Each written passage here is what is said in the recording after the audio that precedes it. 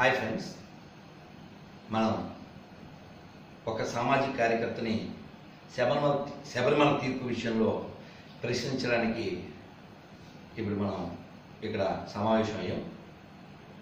Madam, మీరెవరు? నేను సామాజిక కార్యకర్తని. రైట్. మీ పేరు? నా పేరు తాటకి సంధ్యాదేవి. మీ పేరు చాలా విచిత్రంగా ఉంది. సంతోషం.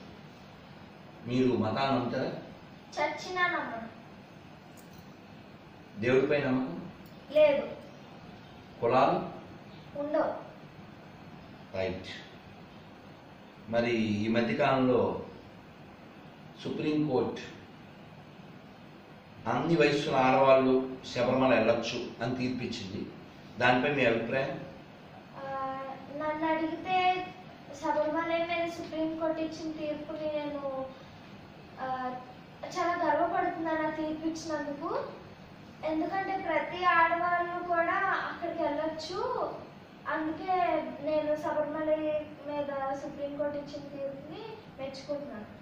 రైట్. మరి మసీదుల్లో ఆడవాళ్ళు వెళ్ళడం గురించి మీ అభిప్రాయం? అరే, అది వాళ్ళ వ్యక్తిగతం అండి.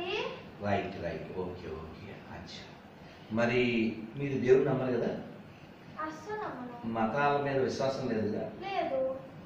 మరి దేవుని నమ్మని వాళ్ళకి, మతాలపై విశ్వాసం లేని వాళ్ళకి ఇప్పుడు ఆ గుడిలోకి ఎవరు వెళ్ళాలి, ఎవరు వెళ్ళక్కర్లేదు అనేది మీకు అవసరమా?